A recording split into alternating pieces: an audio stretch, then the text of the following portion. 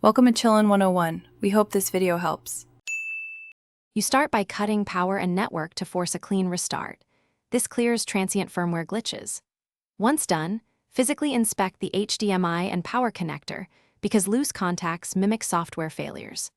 Replace batteries in the remote and open a phone remote app so you can control the TV if the hardware remote fails. These steps are immediate and necessary because many Google TV failures are caused by simple power or connection faults, and you need reliable input before deeper steps. You will now enter recovery to isolate software corruption versus hardware faults. Hold the power button until boot options appear, then choose Safe Mode or Recovery first. Safe Mode disables third-party apps so you can test stability. If instability persists, perform a factory reset, but back up accounts and settings first because reset erases user data.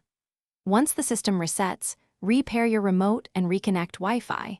Make sure to choose the correct 4 GHz versus 5 GHz network. If you have after reset, install all system and app updates immediately because updates patch known bugs and driver issues. You should then test playback on built-in apps and try casting from your phone to confirm streaming and DRM are functioning. If you still see crashes or artifacts, record any error codes and the steps that reproduce them.